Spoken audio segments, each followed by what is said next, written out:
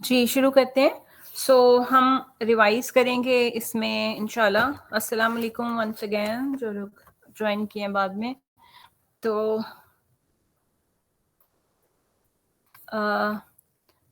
हम जैसे हमने डिस्कस किया था कि हम क्या जॉइन करें, सॉरी ये जो जॉइन करने वाली बात हुई है, बीच में कोई आईटीयू की डोमेन से बाहर से जो जॉइन कर रहे हैं उनको मैं एडमिट नहीं कर रही। तो जहाँ लिंक शेयर हुआ हुआ है वहीं से जॉइन करें तो आप आसानी से कर लेंगे। क्योंकि वो बार-बार एडमिट करना is not possible for me.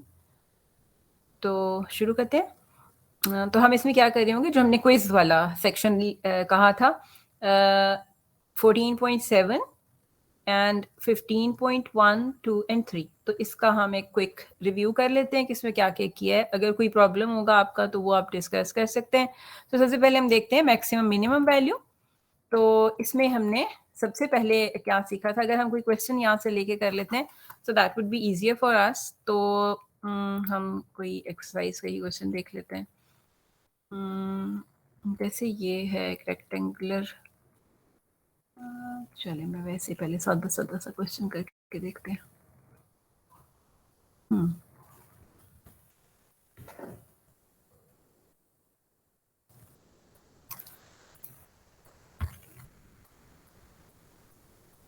जैसे वी हैव दिस क्वेश्चन के find local maximum and minimum values and saddle points of the function if you have 3 dimensional graphic. वो हमने नहीं करना, ऑफ कोर्स ग्राफ बनाने का 3 डायमेंशनल नहीं हमने काम करना।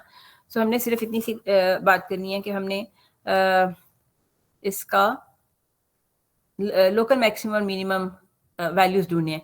तो वो देखते हैं कि कैसे हम करेंगे। फर्स्ट ऑफ ऑल हम यहाँ से कोई क्वेश्चन लेते हैं।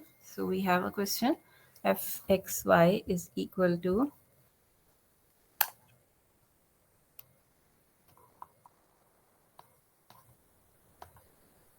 फॉर एग्जाम्पल यही X square plus X Y, ये क्वेश्चन नंबर 5 एक्सरसाइज में से, plus Y square plus Y.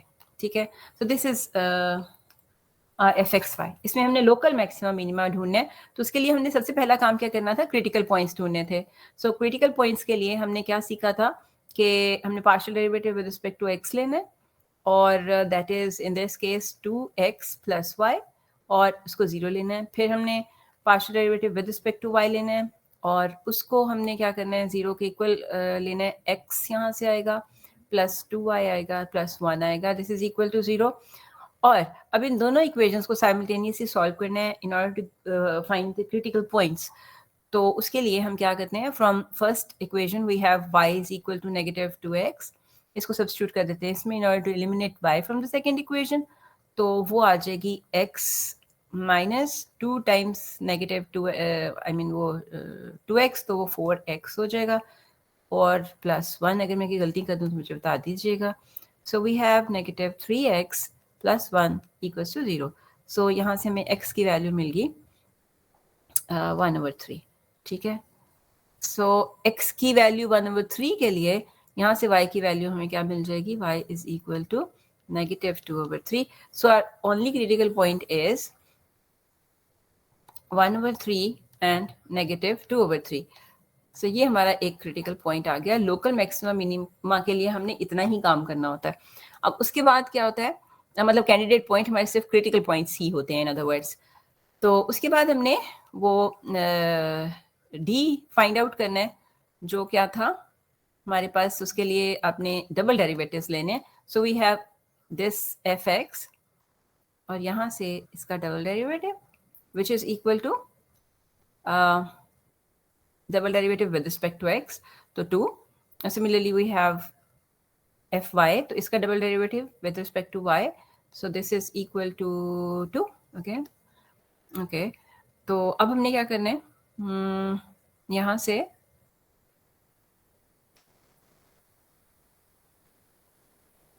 इसकी वैल्यू ढूंढनी है। ठीक है, और ये भी हम कर ले, मिक्स डेरिवेटिव भी यहाँ से फाइंड आउट कर लेते हैं। 1 आ जाएगा, yes, and its value is, इन दोनों को मल्टीप्लाई करें 4, और 4 minus 1, right, this is equal to 3, and this is greater than 0। तो जब ये ग्रेटर देन 0 हो जाता है तो उसका अगला काम हमने क्या करना होता है, हमने सेकेंड डेरिवेटिव का साइन चेक करना होता है.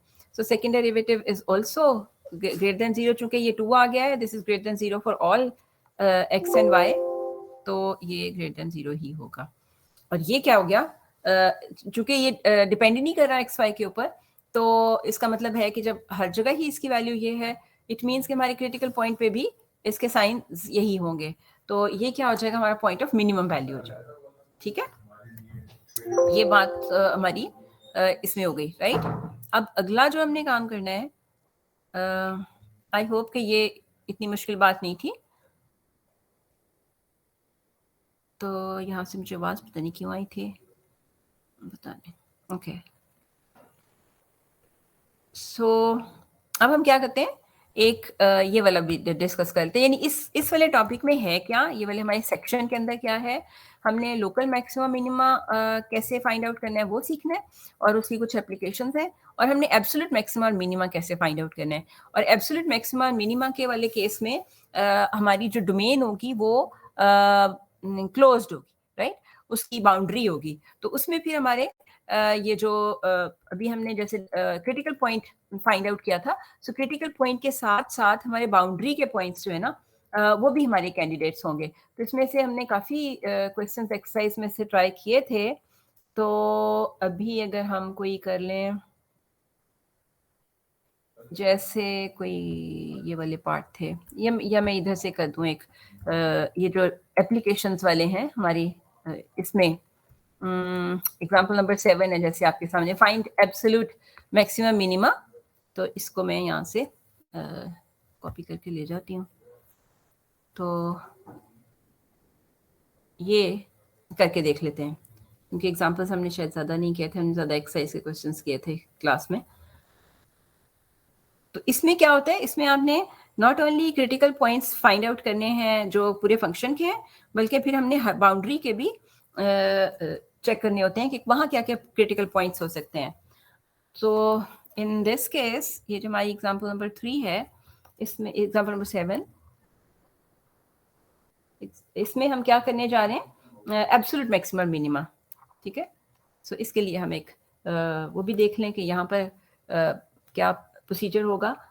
तो we have function f x Y is equal to x square minus 2x y plus 2y, और वी हैव रेक्टेंगुलर रीजन जिसके ऊपर हमने एब्सोल्यूट मैक्सिमा मिनिमा इस फंक्शन का फाइंड आउट करना है. ऑफ कोर्स हमें कोई डोमेन गिवन होगी, उसके अंदर ही हम फंक्शन की मिनिमम या मैक्सिमम वैल्यू ढूंढ सकते हैं, या वो पॉइंट ढूंढ सकते हैं जहां पर ये एक्सट्रीम वैल्यूज एग्जिस्ट करते हैं.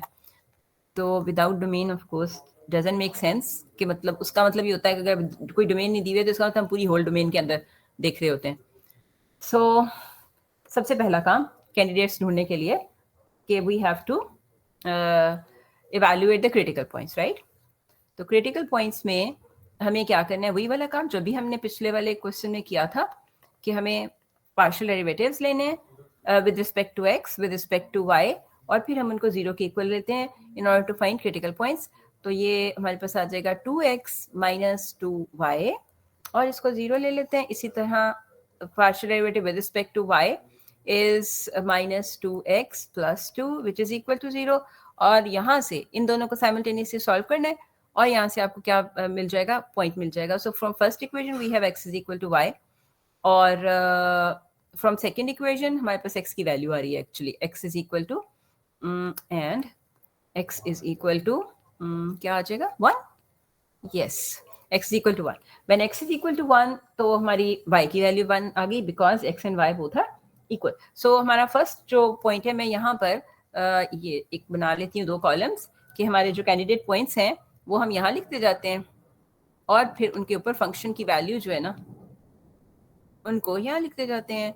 सो हमारा पहला पॉइंट आ गया 1 1, जो कि क्रिटिकल पॉइंट था. यहाँ से जो पॉइंट बना है दैट इज 1 1. अब ये रीजन ड्रॉ करते हैं. अब देख लें कि एक्स और वाई दोनों की जो लिमिट्स हैं वो कांस्टेंट हैं, तो रीजन हमारा किस टाइप का होगा, रेक्टेंगुलर रीजन होगा. तो इसको ड्रॉ करने के लिए x is equal to 0 line, that is this line y axis वाली, और x is equal to 3 line 1 2 3, So we have x is equal to 3 line. तो इसी तरह y is equal to 0 line is x axis and y is equal to 2 line हम यहाँ कहीं draw कर लेते हैं. So this is the region जिसके ऊपर हमने फंक्शन की मैक्सिमम और मिनिमम वैल्यू फाइंड आउट करनी है. अभी जैसे हमने कहा कि हमारे पास and one actually by the way ये भी चेक करना है कि जो क्रिटिकल पॉइंट हमारा आया है with the help of solving these equations that is first partial derivatives are 0, तो वो इस रीजन में लाई करता है, तो वो इस रीजन में लाई करता है, इसलिए वो हमारे कैंडिडेट पॉइंट्स में होगा. So this is very important to check कि वो कहीं रीजन के बाहर तो नहीं है. रीजन के बाहर है तो फिर हमें हमारा उससे कोई लेना देना नहीं है, हमने उसको इग्नोर कर देना. But in this case this point lies within the region, so इसका मतलब है कि हमारा कैंडिडेट पॉइंट है. अच्छा, अब हम देखते हैं ये इसके सारे कॉर्नर पॉइंट्स पहले तो फिगर आउट करते हैं कि वो क्या है. एक तो ओरिजिन है 0 0 और दूसरा है ये 3 0 और इधर से हमारे पास हो जाएगा 3 2. अगर मैं गलती करूं तो डू लेट मी नो. और इधर हमारे पास हो जाएगा जी 0 2 आई गेस, यस 0 2, राइट. और we have 4 lines, line 1, line 2, line 3, line 4. अब इन सारी लाइंस के साथ साथ हमने देखना है कि हमारे क्या क्रिटिकल पॉइंट्स मजीद आएंगे. अब बारी बारी देखते हैं. लाइन 1 के साथ कंसिडर करते हैं. लाइन 1 की इक्वेशन है, लाइन 1 में है जी x is equal to 0, right. x is equal to 0 और हमारे y की लिमिट है वो जो गिवन है इसमें d में, with y is less or equal to 2 more than equal to 0. अब हमने क्या करना है, अगला काम क्या होता है. अगला काम ये होता है कि आपने फंक्शन देखना है कि हमारी इस लाइन के अलोंग फंक्शन की वैल्यू क्या होगी. ठीक है, line x is equal to 0 है या उस पाथ के अलोंग जो भी हमारा बाउंड्री का पाथ है वहां पे हमारे फंक्शन की क्या शक्ल निकलेगी. ठीक है, so ये पाथ है हमारा लाइन 1 वाला, क्योंकि सारे पूरी बाउंड्री जो है ना इट कंसिस्ट ऑफ 4 लाइंस और चारों लाइनों की डिफरेंट इक्वेशन है, इसलिए हमने हर लाइन की बारी बारी उसके साथ फंक्शन का बिहेवियर देखना है और पॉसिबल कैंडिडेट पॉइंट्स ढूंढने हैं. सो x इज इक्वल टू 0 में हमारा ये बन जाता है f ऑफ y, मतलब ये ओनली फंक्शन ऑफ y रह जाता है जो कि बनता है, हम इसको h कह देते हैं, इज 2y. ठीक है, सो ये फंक्शन ऑफ y. अब हमने ये देखना है कि इस फंक्शन की अलोंग दिस लाइन कोई मैक्सिमम या मिनिमम या कोई क्रिटिकल पॉइंट निकलता है जहाँ पे एक्सट्रीम वैल्यू एग्जिस्ट कर सकती हो. सो उसके लिए हमने इसका डेरिवेटिव लेना है. सो इसका डेरिवेटिव ले लें with respect to y which is 2. ठीक है, और ये 0 नहीं है तो 0 चूंकि कहीं नहीं आ रहा, इसका मतलब है कि हमें यहाँ पे तो कोई एक्सट्रीम वैल्यू एज सच नहीं मिलेगी. ठीक है, इसी तरह अब आपने बाकी के भी बारी बारी जो हैं उनको चेक करना है. तो अगर आप देखें दूसरी लाइन L2, L2 में क्या हो रहा है, this is y is equal to 0, right. L2 की इक्वेशन है y is equal to 0 and x की जो रेंज है ऑफ कोर्स यही है जो कि हमें डोमेन में दी हुई है. x इज लेस और equal to 3 more than equal to 0. Now substitute this y is equal to 0 into the function. तो हमारा जो नया फंक्शन बन रहा है this is in fact f(x0), मतलब उसमें y 0 हो गया. That is this is function of x only. तो इसको हम एज इट इज इस तरह भी लिख सकते हैं या फिर उसको कोई नया नाम भी दे सकते हैं. इट्स अप टू यू, जैसे आपको कन्वीनियंट लग रहा हो. सो व्हेन y इज 0 तो we are left with x² only. अब इसका डेरिवेटिव लेना है. ठीक है, तो इसके ताकि हमें ये पता चल सके कि इसका कोई क्रिटिकल पॉइंट है या नहीं, तो उसके लिए ऑफ कोर्स इसका अगर हम डेरिवेटिव, इसको मैं फिर से वही कह देती हूँ, कोई g ऑफ x कह देती हूँ. इसका डेरिवेटिव लेते हैं g prime x which is equal to 2x and this is equal to 0 gives us x is equal to 0, right. So point क्या आ गया फिर कॉन्सिक्वेंटली के पॉइंट आ गया x 0 है और y ऑलरेडी 0 था. ठीक है, तो पॉइंट हमारा आ गया 0 0, तो वो हमने यहाँ पर लिख दिया. अब तीसरा देखते हैं L3. यहाँ देखते हैं कोई पहले तो उसकी इक्वेशन देखते हैं, फिर कोई क्रिटिकल पॉइंट है तो वो देख लेते हैं. So in this case this is x is equal to 3 line है ये, x इज इक्वल टू 3 और y की ऑफ कोर्स वही रेंज है. सो y वो मैं दोबारा नहीं लिख रही, इसको अब हमने इसमें सब्स्टिट्यूट करना है. सो वी हैव f3y हमारा फंक्शन बन जाएगा वेयर x इज 3, तो हमारा ये 9 माइनस 3 to the 6 हो जाता है ना, y और प्लस 2y, राइट. ये हो जाएगा. यहाँ से भी मुझे लगता है कि हमें कोई वैल्यू नहीं मिलने वाली क्योंकि लीनियर है। तो this is equal to 9 minus 4y, और अब हम इसका डेरिवेटिव लेते हैं, तो इसका भी हम कोई नाम रख दें। हमने अभी तक क्या नाम रख दिए हैं, चलो इसका अपर केस वाला कोई नाम रख देते हैं। सो इसका डेरिवेटिव ले, y है ये, सॉरी। सो इसका डेरिवेटिव ले लें, so that is -4 and again this is not equal to 0, तो यहाँ से भी हमें कोई पॉइंट नहीं मिल रहा, तो L4 पे चले जाते हैं। सो L4 पे we have y is equal to 2, right. So y is equal to 2 और x की अगेन वही रेंज है जो कि है डोमेन में। सो y इज इक्वल टू 2 जब हम सब्स्टिट्यूट करेंगे तो वी हैव f(x)(2) और हमारा फंक्शन बन जाता है एक्स स्क्वायर माइनस वाई की वैल्यू 2 सब्स्टिट्यूट कर दें 4x और प्लस 4, ठीक है। अब हम क्या करें, अब हम इसका डेरिवेटिव ले लें, राइट। तो अब मैं इस ऐसे ही डेरिवेटिव ले लेती हूँ जैसे है, तो मतलब इट्स अप टू यू, मैं इसलिए बार बार डिफरेंट तरह से लिख रही हूँ कि बस आपको रिप्रेजेंट करना है इसको। -4 is equal to 0, so from this we have 2x is equal to 4, x is equal to 2. So we have a point here, y की वैल्यू 2 है, x की वैल्यू भी 2 है, so we have 2 point, right. अब हमने और कौन सा पॉइंट मैंने आपको बताए थे, हमने चारों लाइंस देख ली हैं, और क्या बताया था मैंने, क्योंकि हमारी ये भी जो रेंज है ये भी बाउंडेड है, आई मीन ओपन नहीं है, सो क्लोज्ड है, इसके भी एंड पॉइंट्स आर इंक्लूडेड। तो ये जितने एंड पॉइंट्स हैं इन सारी लाइंस के वो भी कैंडिडेट पॉइंट्स होंगे। सो 3 0 हमारा इसमें नहीं आया, वो लिख लेते हैं। 3 2 भी नहीं आया, वो भी लिख लेते हैं। एंड हमारा कोई और पॉइंट आ सकता है, यस 0 2 भी नहीं आया तो वो भी लिख लेते हैं। So all these are candidate points. अब आखिरी काम जो बहुत आसान सा रह गया है कि इन यहाँ पर फंक्शन की वैल्यूज हम फाइंड आउट कर लें। सो 1 1 के ऊपर 1, -2 +2 तो 1, 0 0 के ऊपर 0, 2 2 4, -8 और +4, ये फिर से 0 हो गया। देखते जाइएगा कि मैंने की गलती कर दी तो मैं कुछ भी कर सकती हूँ। वैसे y 0 है, एक्सेस तो ये 9 लग रहा है मुझे, और ये 9 और -6 × 2 12, 9 - 12 is -3 और 2y 4 तो 1 लग रहा है, और 0 2 के ऊपर x is 0 तो we are left with 4 only, ठीक है। So these are the values. अब मिनिमम वैल्यू आ रही है ये और ये। So these are the points where function has minimum value which is equal to 0, और पॉइंट्स हैं 0 0 and 2 2, और this is the point where function has maximum value which is 3 0 and value of the function, maximum value of the function is 9, ठीक। तो ये थे basic जो concepts है ना इस सेक्शन के, वो यही वाले हैं, ठीक है। आगे डिफरेंट एप्लीकेशंस उसमें आ जाती हैं, और उसमें से भी हमने कुछ क्लास में डिस्कस की हैं, कुछ आपको हमने करने को दे दी थी। तो बेसिकली ये आइडिया, राइट। तो मैं एक दफ़ा यहाँ से आपको लोकल वाला जो डिटर्मिनेंट था वो यहाँ से भी एक दफ़ा हम गो थ्रू कर लेते हैं ताकि हमारा रिवाइज हो जाए। ये मैं बात करी थी सेकेंड डेरिवेटिव टेस्ट। तो फंक्शन को आपने डिफरेंशिएट करना है with respect to x and y, और उनको 0 लेकर क्रिटिकल पॉइंट्स ढूंढने हैं, या जहाँ फंक्शन की वैल्यू जहाँ डेरिवेटिव नहीं डिफाइंड है वो वाला point, that is also a critical point.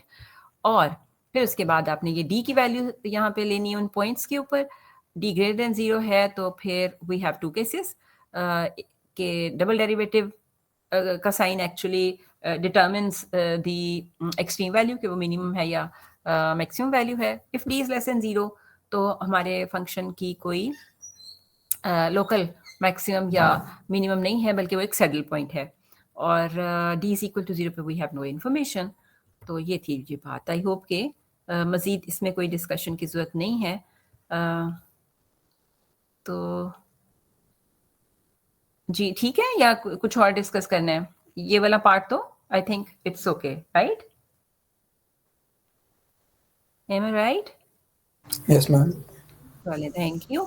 अब हम चलते हैं हमारे नेक्स्ट पार्ट की तरफ, विच इज चैप्टर 15.1, और ये तो हमने छोड़ ही दिया, लैग्रांज मल्टीप्लायर्स हम कर ही नहीं रहे। वेल डबल इंटीग्रल्स, तो डबल अब हम सारी वो ज्योमेट्री और उस सारी चीज़ों में अब ऑफ कोर्स नहीं जाएंगे। अब हम सीधा सीधा वर्किंग रूल, जो कि हम चूंकि प्रैक्टिस कर रहे हैं, रिवीजन कर रहे हैं, तो हम सीधे सीधे वर्किंग रूल की बात करेंगे और इतना तो ज़रूर देखेंगे कि हम डबल इंटीग्रल से क्या क्या चीज़ें फाइंड कर सकते हैं। सो हमने जो यहाँ पर पढ़ा था 15.1, 2 और 3 में, इसके अंदर हाँ ये एक मिड पॉइंट रूल है जो कि हम डेफिनेशन से ले रहे हैं। और इसके अलावा हमने इसमें क्या था, आइटरेटेड इंटीग्रल्स, यानी यही जो हमारा रिमन सम था वो डबल इंटीग्रेशन में चला गया। उसके बाद फिर हम इवैल्यूएट करने के लिए आइटरेटेड इंटीग्रल्स की तरफ आ गए। उसके बाद फिर ये फिबनीज थ्योरम जो हम डिस्कस कर चुके हुए हैं कि ये ऑर्डर चेंज भी कर दें if both x and why have constant limits, तो फिर हम ये ऑर्डर चेंज भी कर सकते हैं। और इसके अलावा हमने इसमें क्या पढ़ा था, then there are different applications के वॉल्यूम कैसे फाइंड करना है with the help of double integrals. और इसके अंदर एक एवरेज वैल्यू वाला भी हमने फॉर्मूला पढ़ा था कि with the help of double integrals हमने वो कैसे करना है। और इसमें यही कुछ है। ये था रेक्टेंगुलर रीजन। एक दफ़ा गो थ्रू कर लें, फिर इसके कुछ क्वेश्चंस करके देख लेते हैं। 15.2 में क्या है कि सेम डबल इंटीग्रल्स हैं, कार्टेशियन कोऑर्डिनेट्स हैं, लेकिन क्या है, रेक्टेंगुलर रीजन्स के बजाय हमारे पास जनरल रीजन्स हैं। तो उसमें जनरल रीजन्स में हमने क्या सीखा था कि हमारा एक वेरिएबल जो है वो कांस्टेंट रहेगा, वेयर एज अदर वेरिएबल जो है ना वो in terms of one variable लिखा जाएगा। मतलब दो वेरिएबल्स हैं तो one of the variables can be would be written as the function of other variable, right.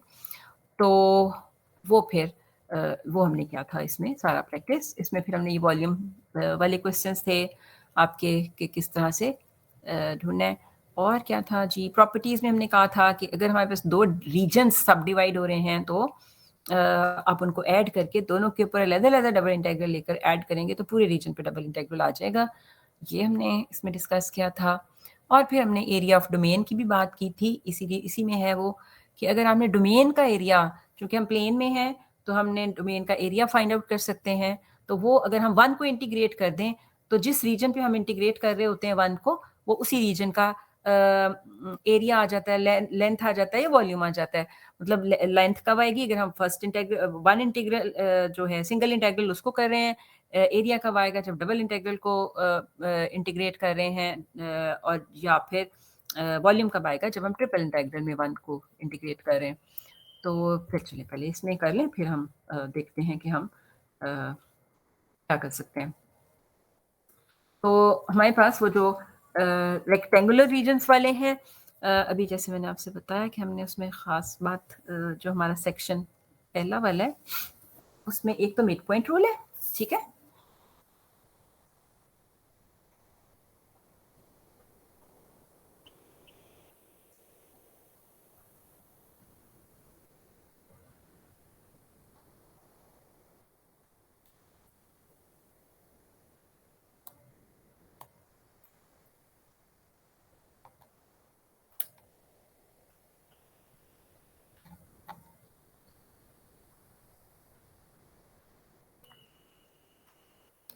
ये अप्रोक्सीमेशन के लिए हम यूज करते हैं मिड पॉइंट रूल भी, और या फिर कोई भी सैंपल पॉइंट यूज कर लेते हैं, वो जो हम सब डिवाइड करते हैं। अगर ये हमारी ये क्या हुआ है, हमारी डोमेन इस तरह की है, ये हमारी होल डोमेन है।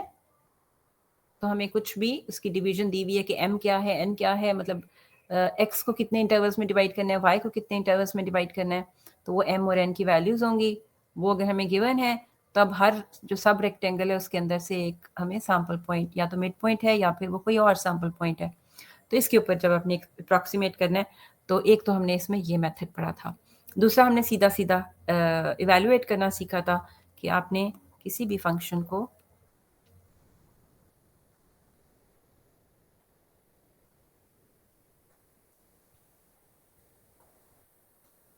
इसको इवेल्युएट कैसे करना है। ये पार्शियल इंटीग्रेशन वाला पार्ट हो जाता है जो आपको याद होगा कि हमने किए थे।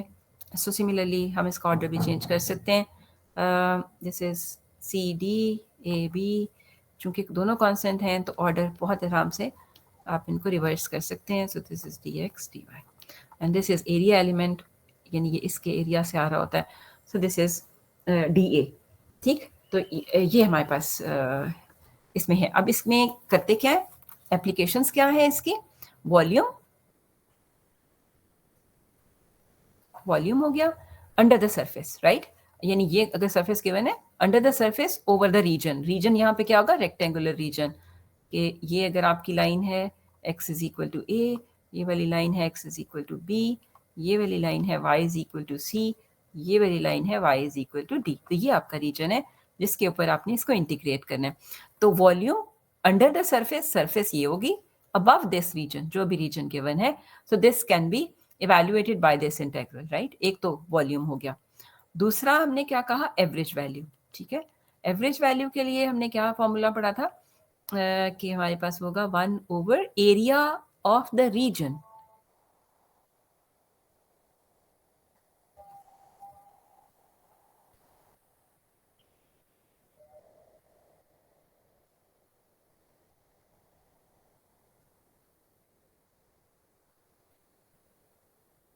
ये जान सुन लो मैं,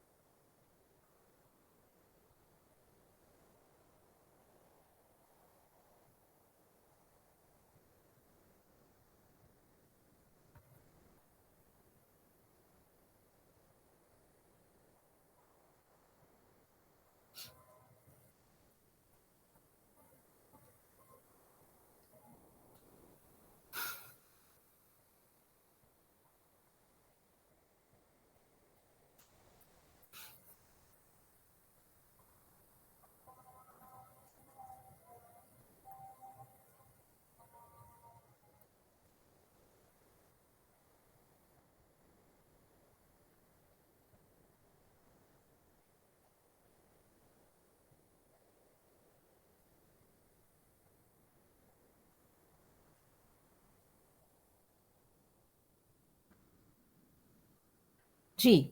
तो ये था हमारे इस सेक्शन का एक ओवरव्यू, और अब कुछ प्रैक्टिस क्वेश्चन देख लेते हैं, और यही कुछ जो है ना हमारे उसमें भी होगा। अच्छा हाँ, मैंने एक आपको एवरेज वैल्यू बताया, दूसरा भी हमने क्या डिस्कस किया था, जो कि हमने डिस्कस किया भी था क्लास में भी, और अभी भी मैंने आपको बताया कि अगर आपने रीजन की, रीजन का एरिया, चूंकि हम डबल इंटीग्रल में तो डोमेन का एरिया आएगा, ठीक है, वो आपने कैसे करना है कि इसके ऊपर 1 को इंटीग्रेट कर देना, ठीक। तो ये एक और एप्लीकेशन है इसकी, ये थी जी इसकी कॉमन एप्लीकेशंस। अब हम कोई क्वेश्चन कर लेते हैं, और क्वेश्चन मेरा ख्याल है हम इसमें से 15.2 में से कर लें, क्योंकि 15.1 में तो सीधे सीधे रेक्टेंगुलर रीजन है ना, तो इसमें से करके देख लें फिर कोई। What do you think?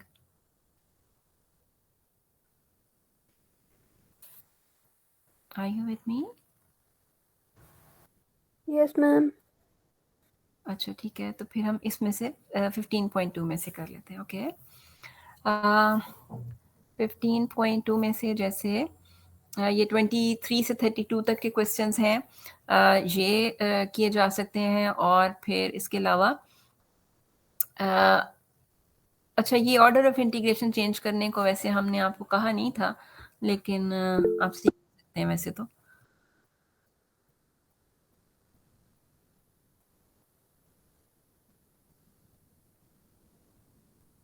Record ना यहाँ होता नहीं है, so if you can record तो देखें। ओके, तो ये हमारे पास प्लेन है, similarly we have this surface above the region. जैसे 24 चलें कर लेते हैं, प्लेन वाले हमने बड़े क्वेश्चन किए हैं, so let's try this 24, question number 24 है।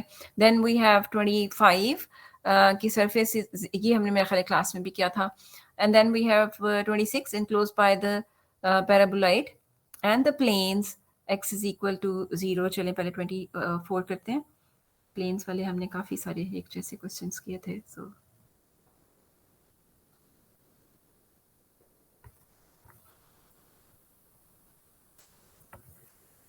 जैसे वी हैव दिस क्वेश्चन कि फाइंड वॉल्यूम, जैसे मैंने कहा था कि एप्लीकेशंस में आपके पास वॉल्यूम है, तो ये वॉल्यूम वाला क्वेश्चन है। Find volume of the solid, and solid की इक्वेशन जो ये दी हुई है ना, सॉलिड अंडर द सरफेस, मैं ये लिख देती हूँ, जो सॉलिड बन रहा है under the surface, z is equal to, हम ऐसे z लिख देते हैं, पहचाना जाए कि ये z है। z is equal to 1 plus X square Y square, ठीक है। Above the region enclosed by, above अब मैं रीजन लिख देती हूँ, x is equal to Y square and x is equal to 4, ये है जी हमारा रीजन। आई डोंट नो, शायद हमने ये भी क्लास में किया, क्लास में बहुत सारे क्वेश्चन डिस्कस किए थे, हो सकता है ये भी किया हो। So volume under the surface में सबसे पहला काम हमने ये ढूंढना है, अगर हमें नहीं भी दी हुई, मतलब यहाँ तो बहुत क्लियरली सरफेस है, तो अगर नहीं है तो हमने सबसे पहला काम तो ये करना है कि वहाँ से z को सब्जेक्ट बनाना है, z आइसोलेट करना है, in terms of X Y लिखना है z को, ताकि हमें सरफेस मिल जाए, एफ एक्स वाई मिल जाए, जिसको हमने इंटीग्रेट करना है। एक काम। दूसरा काम हमने क्या करना है, जो रीजन गिवन है उसके अंदर x और y की लिमिट्स हमने फाइंड आउट करनी है। So for this we have to draw the region, जो कि मैं बार बार कहती हूँ कि drawing the region is very important, और it actually help us finding the limits. Okay, so x is equal to Y square वाला जो पैराबोला होता है ना, वो ये वाला होता है, ठीक है। तो सबसे पहले तो मैं ये ड्रॉ कर रही हूँ, गंदी सी मेरी ड्राइंग है, जैसी भी बनेगी देख लें। So this is x is equal to Y square, और दूसरा लाइन है हमारी x is equal to 4, 1 2 3 and 4, तो this is the line x is equal to, ये हमारा ओरिजिन है, x इज इक्वल टू 4। अब चूंकि x इज इक्वल टू 4 है, तो इसका मतलब यहाँ पे हमारे पास Y square is equal to 4 आ गया, so y is equal to plus minus 2, तो 4 माइनस 2 ये पॉइंट और 4 2 ये पॉइंट हो गया, ठीक है। Now this is the region enclosed by this parabola and the line, right. अब हमने क्या करना है, इजीएस्ट ज़्यादातर केसेस में यही है कि आप x की कांस्टेंट लिमिट ले लें, जो कि हम देख रहे हैं कि इस रीजन में कहाँ से कहाँ तक x वेरी कर रहा है, तो ये हमारी x इक्वल टू 4 लाइन है, और ये दूसरा एंड ऑफ रीजन है। सो इस रीजन में 0 से 4 तक वेरी कर रहा है हमारा x, so x lies between 0 and 4। और दूसरी बात y, अब y चूंकि हमारा, अगर हम y भी कांस्टेंट होगा तो हमने पीछे देखा लास्ट सेक्शन में कि वो रेक्टेंगल बन जाते हैं, but this is not rectangular reason. अब हमने देखना है कि y की लिमिट्स क्या है, लोअर और अपर। अब y, उसके लिए क्या मैंने तरीका बताया था कि आप पैरेलल टू y एक्सिस, या in other words vertical lines draw करें उस रीजन में। वर्टिकल लाइंस जहां से एंटर हो रही हैं that is lower limit of y, और जहां एग्जिट हो रही हैं that is upper limit of y। तो हमारे पास लोअर जो कर्व है वो बन रहा है, सेम कर्व है एक्चुअली, सेम ही फंक्शन से हमने उसको, actually this is not a function, एक से जब वर्टिकल लाइन एक से ज्यादा उस पर कट करती है तो फंक्शन नहीं होता। सो हमारा जो लोअर कर्व है वो ये है, ये वाला नीचे और ये ऊपर वाला, ठीक है। सो हमने y ढूंढना है, so from this y is equal to plus minus square root of x। तो पहले तो आप अपने गिवन जो इक्वेशन दी हुई है वहां से y की value in terms of x लेंगे, और फिर देखेंगे कि आगे हमने क्या करना है। सो ये जो lower branch of this parabola है that is represented by y is equal to negative square root of x, so this is y is equal to negative square root of x। और ये जो upper branch of same parabola है that is y is equal to square root of x। इसका मतलब this is bounded below by, y is bounded below by this and y is bounded above by this। so ये जो lower curve है वो हमारा negative, तो y is bounded below मतलब more than or equal to negative square root of x, और bounded above मतलब less or equal to square root of x। so these are the limits for the integral। तो अब हम volume देख लेते हैं। तो वॉल्यूम क्या होगा, सीधा सीधा जो है कि वो ये होगा कि ये हमने शुरू में कर लिया था, दिस इज हमारा फंक्शन एफ एक्स वाई। तो यहाँ मैं सीधा ही लिख रही हूँ, बचाइए कि मैं एक दो स्टेप्स और बनाऊँ। अब अगली बात हमारी x चूंकि कांस्टेंट है तो ये हमारा एक्सटर्नल आउटर वाला इंटेग्रल होगा, और y चूंकि हमारा वो है फंक्शन ऑफ x है तो वो हमारा इंटरनल वाला लिमिट होगा, एंड दैट इज, और सिंस y हमारा तो विद रिस्पेक्ट टू y हम पहले इंटीग्रेट करेंगे और फिर with respect to x integrate करेंगे, और बाकी आपको आता है ना। इस वाले पोर्शन में आपका जो ज़्यादा सीखने का काम है, प्रैक्टिस का काम है, वो यही है कि आप लिमिट्स, बाकी इंटीग्रेशन है, इंटीग्रेशन तो माशाल्लाह आप एक्सपर्ट हैं सारे, ठीक है। तो इसको हम एक करके आपको बता ही देते हैं, 0 to 4। अब हम पहले इसको with respect to y integrate कर रहे हैं, सो y आ जाएगा 1 के साथ, प्लस एक्स स्क्वायर कॉन्स्टेंट है, so X square will remain as it is. Y square को जब इंटीग्रेट करेंगे तो we have Y cube divided by 3, so negative square root of X to square root of X. अब हमने ये limits यहाँ पे सब्स्टिट्यूट करने हैं, तो we have this is equal to 0 to 4, और यहाँ पर सब्स्टिट्यूट कर देते हैं, हमने y की जगह सब्स्टिट्यूट करने हैं, so square root of x plus square root of x, मतलब x square is as it is, और इधर square root of x cube मतलब x to the power 3/2, right, and divided by 3।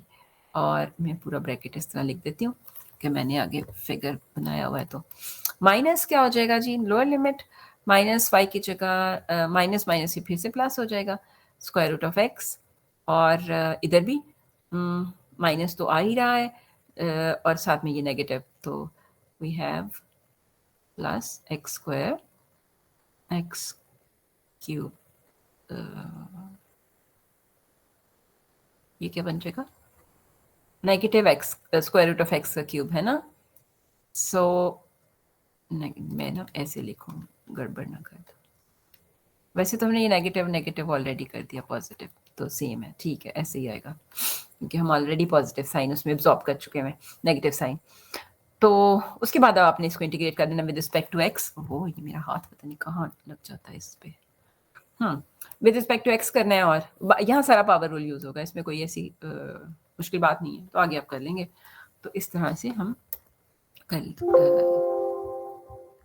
In regions को कर लेंगे। आगे जैसे question number 25 है ट्राइंगल वाला, और ये भी हमने किया था, पैराबोलाइड एंड द प्लेन्स जी। और कौन सा ट्राइक, मेरा ख्याल है, मुझे लगता है हमने सारे ही ऑलमोस्ट कर लिए थे डिस्कस, तो मेथड यही है, बाकी तो ऑफ कोर्स प्रैक्टिस है। तो अगर कोई आप पर्टिकुलर क्वेश्चन देखना चाहते हैं इसमें तो वो देख लें, नहीं तो फिर हम उसमें जाते हैं पोलर कोऑर्डिनेट्स में। इसके अंदर कोई खास फॉर्मूला मेरा ख्याल नहीं हमने किया था, इसमें सिर्फ हमने सीखा है कि how to integrate over irregular regions. Formula हमने पीछे किया था कि वॉल्यूम है, एवरेज वैल्यू है, और डोमेन का एरिया है, तो ये हमने इन सारे कामों से हम सीख सकते हैं, ठीक। इसमें क्या प्रॉपर्टीज है, हाँ वो मैंने डिस्कस कर दी हैं, सो दैट इज ऑल। और इसमें क्या कुछ है, लेट मी चेक अगर कोई ऐसी चीज़ जो डिस्कस करने वाली, बाकी तो प्रैक्टिस आपने जितनी कर सकते हैं। Next we have 15.3 double integrals in polar coordinates, और इसमें हमने क्या करना होता है, इसमें बाकी चीज़ें वही है, वॉल्यूम फाइंड करना है, एवरेज वैल्यू हो सकती है, डोमेन का एरिया हो सकता है, बाकी सारी की सारी एप्लीकेशंस वही की वही हैं जो हम पहले कर रहे हैं। सिर्फ इतना फ़र्क पड़ रहा है हमारा कि हमारा जो फंक्शन ऑफ एक्स वाई है इसको हमने ट्रांसफॉर्म करना है फंक्शन ऑफ आर थीटा में, और वो कैसे ट्रांसफॉर्म करना है, यानी जिसको हम इंटीग्रेट कर रहे हैं, एक्स ये वाली ट्रांसफॉर्मेशन लगा के R cos theta Y is equal to R sine theta, और मैं सारी ज्योमेट्री में जैसे अब वापस नहीं जा रही हूँ। और हमने क्या करना है, यहाँ पर डी ए हमारा क्या होगा, ये डिफरेंस आ जाता है, आर डी थीटा होगा। इसके अलावा ऑफ कोर्स हमारे चूंकि वेरिएबल्स आर और थीटा हैं तो हमें आर की लिमिट रीजन में चाहिए होगी और थीटा की लिमिट रीजन में चाहिए होगी, और बाकी काम तो वैसे का वैसे ही है कि मतलब आपने इंटीग्रेट करना है बारी बारी और लिमिट्स अप्लाई करके उसको एवेलुएट करते जाना है। तो इसके हम एक्सरसाइज के मैंने एक तो क्वेश्चन क्लास में आपको कहे भी थे कि आप नहीं करके आने हैं, जिनमें से एक मुझे लगता है मैंने 22 कहा था, वो शायद एक सेक्शन कहा था, एक को नहीं कहा था, और एक 35 कहा था। लेकिन हम कोई और क्वेश्चंस भी मजीद ट्राई करके देख लेते हैं। इफ वी हैव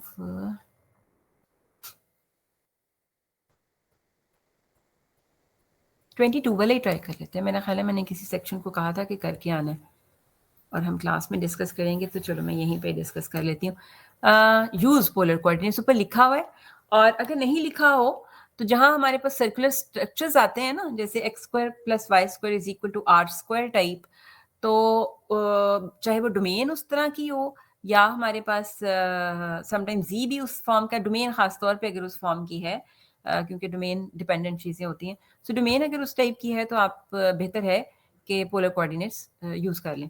तो जैसे हमारा क्वेश्चन नंबर 22 है, अगर आप देखें तो use polar coordinates to find the volume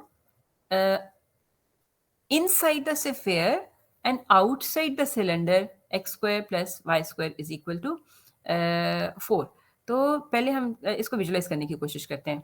ये किसी एक सेक्शन के साथ मैंने क्लास में कहा था कि करके आना है, तो मैंने सोचा कि चलो अब हमने इतने सारे तो डिफरेंट टाइप के कर लिए, तो इसी टाइप का ही कुछ रह गया था, सो लेट्स ट्राई। ये क्या थे जी, X square plus Y square. पहले हम इसको ना ड्रॉ करके देखते हैं। एक्स अगर ये ड्रॉ हो गया, इसने मेरे से लड़ाई ना कर ली तो मुझे लगता है लड़ाई करेगा, क्योंकि मुझे यहाँ से 3D ओपन करना पड़ेगा। 3D कहाँ से करते हैं? यस 3D ग्राफिक्स, हाँ अदरवाइज लड़ाई करेगा। यस चलिए अब शायद कर देगा। तो एक्स स्क्वायर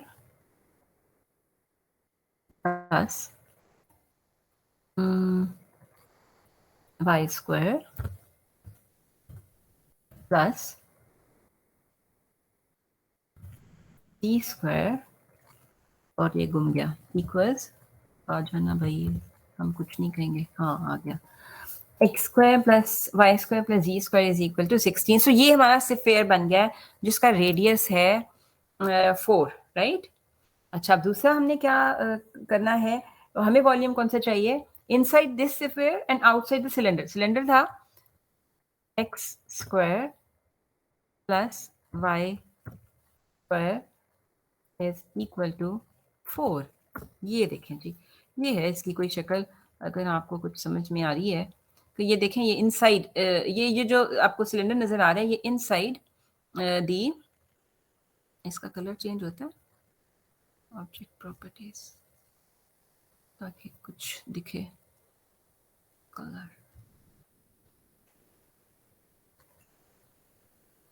ये देखें यहाँ से कुछ बेहतर, ये ठीक है। सो ये आप विजुलाइज कर सकते हैं। अब इसको देखें, और हमें कहा हुआ है कि पोलर कोऑर्डिनेट से करना है, तो इसको मैं कॉपी नहीं कर सकती,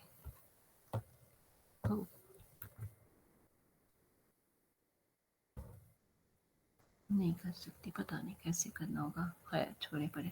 यहाँ से आप इसको ज़रा एक दफ़ा गौर कर लें, और फिर हम देखते हैं कि हमने क्या करना है, ठीक है। फिगर मतलब आपको ज़रा विजुलाइज करने में आसानी हो, तो लेट्स फाइंड आउट कि हमने इसको कैसे सॉल्व करना है, राइट। अच्छा,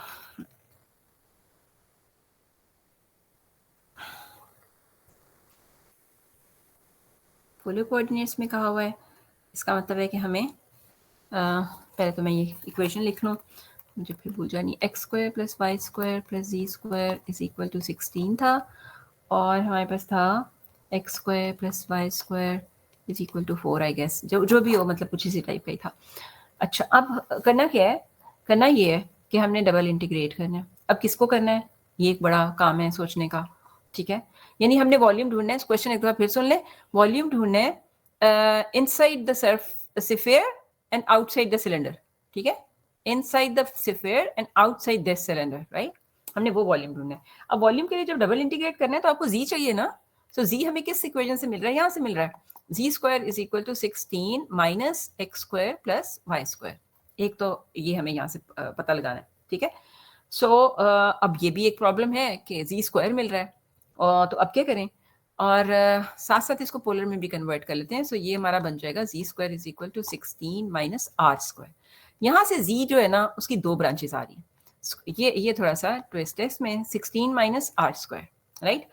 सो एक तरह से z की लोअर और अपर लिमिट है.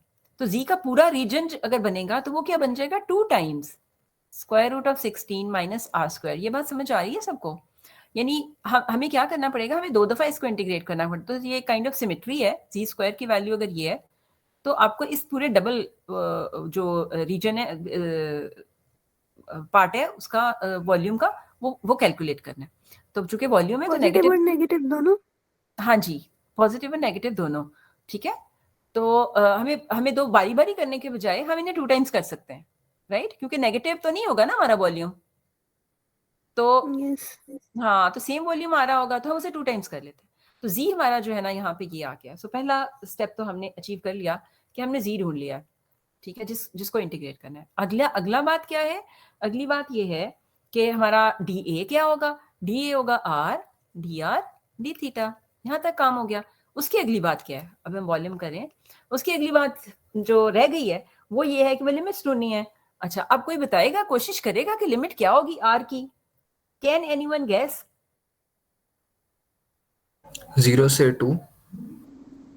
अब पता नहीं, मैं इसको ठहर जो मैं इसको ना कीप ही कर लेती हूँ और फिर वापस जाते हैं फिगर. मैंने इसलिए कहा था इसको ना नोट कर लें. अब ये देखें, इस वॉल्यूम में क्या 0 से 2 वाली रेंज आ रही है आर की? ओहो, मैं करना क्या चाहती हूँ, ये अच्छा जूम नहीं हो रहा. I'm सॉरी, मैं एक्चुअली इसको बड़ा कर, ये हो गया, कुछ बेहतर होगी शक्ल उसकी.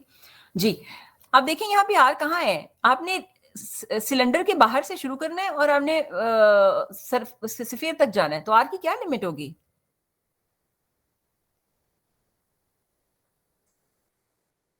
Yes, very good. ये किसने बताया है? नाम बताएं अपना. हारिस ने बताया है. तो हारिस के लिए तालियां बजा देते हैं घर बैठे, है ना. Very good.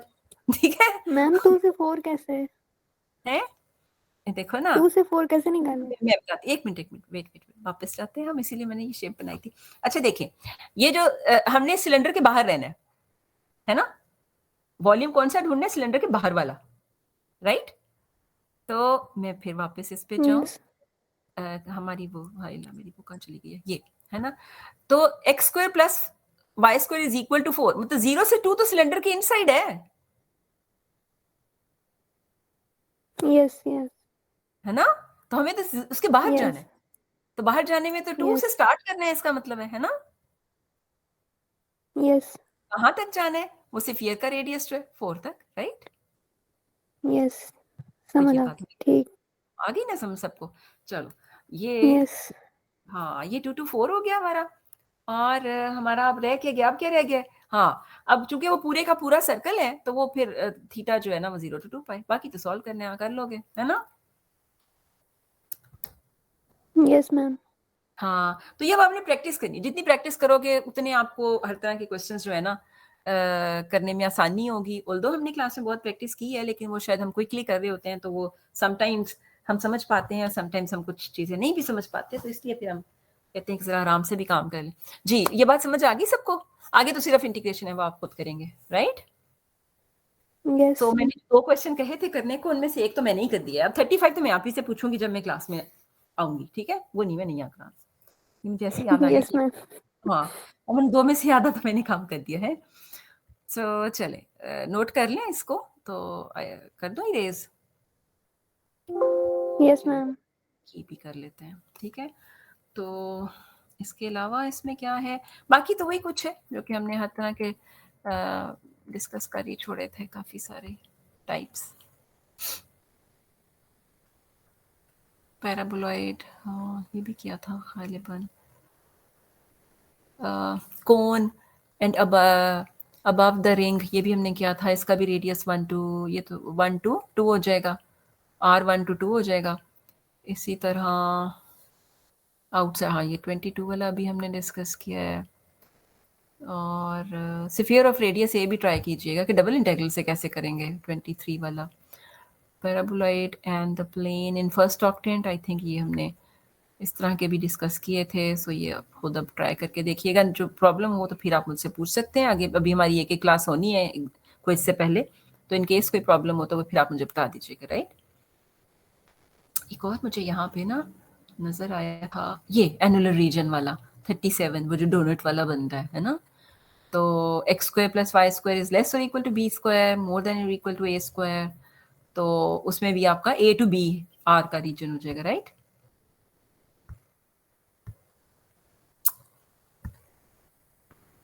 बाकी इसमें तो ऑलरेडी लिमिट्स गिवन है, तो वो तो मसले कोई नहीं है। लेकिन आपने इसको पोलर में कन्वर्ट करना है। यस, हाँ, ये क्या करना है, हाँ yes, converting into the polar. इसको बेशक रहने दें, ये नहीं भी करेंगे तो चलेगा, इतना भी क्या मुश्किल में। लेकिन आपको ये रीजन्स डिटरमिन करने आने चाहिए, जितने जिस तरह के हमने क्वेश्चंस किए हैं वो ज़रूर आप ट्राई कर लीजिएगा।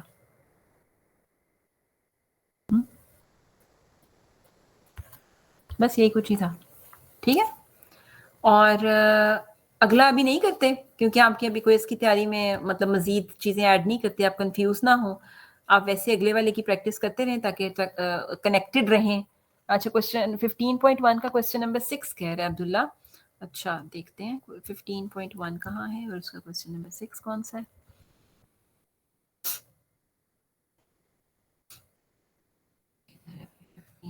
मैम इसके अंदर ना मैंने ये पूछना था कि आपके पास अगर एम और एन जो हैं गिवन ना हो तो हमने उनको किस तरह से अपने लिए करना होगा। ये स्विमिंग अच्छा, पूल अगर वाली नहीं प्रॉब्लम गिवन थी तो ना, फिर आप खुद ही, हाँ, फिर आप खुद ही कर लें। रैंडम। अगर ना गिवन, हाँ हाँ, फिर रैंडम आपकी मर्जी है, लेकिन यहाँ पर तो use mid point with M is अच्छा, ठीक है। हाँ, ना गिवन हो तो फिर आपकी मर्जी है, फिर तो आपकी मर्जी, हाँ फिर आपकी मर्जी। जब कोई चीज नहीं गिवन है ना, फिर मेथड भी नहीं डिटरमिन्ड है, तो इवन ये वाला जो मेथड अभी मैंने आपको क्वेश्चन नंबर 22 कराया ना, ये ट्रिपल इंटीग्रल से भी हो सकता है। लेकिन ट्रिपल इंटीग्रल में वो बन जाएगा सिलेंड्रिकल कोऑर्डिनेट्स बन जाएंगे, वो हमने डिस्कस नहीं किया, लेकिन ये ट्रिपल इंटीग्रल से भी हो सकता है। तो इवन ट्रिपल इंटीग्रल में भी पोलर से हो सकता है कि मतलब आप पहले जी ले लें, जी की लिमिट, फिर उसके बाद बाकी जो एक्स वाई प्लेन बच रहा है उस पर पोलर ले लें। तो जब आपको कोई मेथड ना बताया हुआ हो तो फिर तो आपकी मर्जी है। जैसे वो टेट्राहेड्रन वाला क्वेश्चन भी हमने किया था, वो डबल से भी हो जाता है, वो ट्रिपल से भी हो जाता है। इसी तरह यहाँ पर भी अगर आपको नहीं बताया हुआ है कुछ, तो फिर आपकी मर्जी है कि आप उसके साथ क्या कर रहे हैं, राइट। और अगर स्पेसिफाई कर दिया ना, तो फिर आपकी मर्जी नहीं है, फिर आपने वही करना है जिस जो आपसे पूछा हुआ है। फिर उसमें आपने सही भी उसका कोई अल्टरनेट कर दिया ना, तो वो गलत हो जाता है, राइट। ओके, ठीक है जी, ओके देन, फिर टेक केयर, गुड लक, पढ़ते रहें अच्छा अच्छा और सीखते रहें। तो इंशाल्लाह मिलेंगे हम एक आधे बच्चों को ट्यूसडे को और आधे बच्चों को थर्सडे को इंशाल्लाह। ओके, टेक केयर, जाऊँ मैं, इजाजत। Yes, ma'am. ओके, अल्लाह हाफिज।